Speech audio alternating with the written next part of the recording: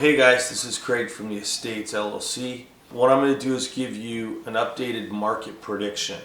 In the past, I've given you quarters in which I think the market is going to start to correct.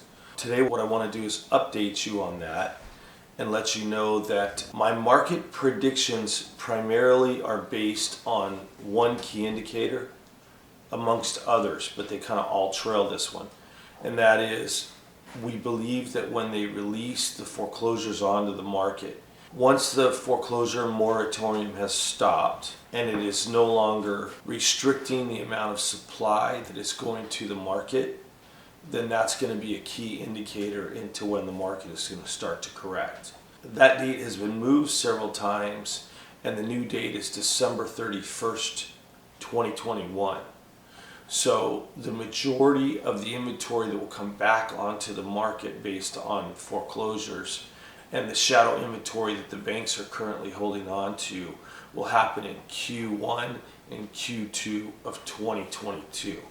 So that's where we will start to see more of an increase of supply, as well as new output levels for new home construction. Right now, they're saying that there's a 15% increase on new home construction. As the new home construction and the foreclosure inventory start to be released into the market, then that will start to correct on the supply and demand.